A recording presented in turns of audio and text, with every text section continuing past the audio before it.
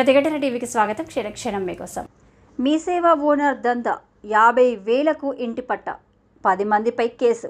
నిజామాబాద్ జిల్లాలోని బొందం చెరువు శిఖంలో ఇండ్ల కూల్చివేత ఘటన తర్వాత అక్రమాలు ఒక్కొక్కటిగా బయటకు వస్తున్నాయి. సర్వే నంబర్ 2099లోని 23.2 ఎకరాల చెరువును ఆనుకొని 1.33 ఎకరాల ప్రైవేట్ ల్యాండ్ పేరుతో శిఖంలోకి ఎంటర్ అయి ఫేక్ పట్టాలతో స్థలాలు అమ్మినట్టుగా రెవెన్యూ శాఖతో కలిసి పోలీసులు లెక్క తేల్చారు. ఇందులో 100, 120, 150, 180 గజాల ఫ్లాట్లు చేసి దాదాపుగా 100 మందికి అమ్మినట్లుగా పోలీసులు గుర్తించారు. ఒక్కొక్క దానికి 50,000 తీసుకొని అమ్ముతున్నట్లు తేల్చి అరెస్టు చేశారు.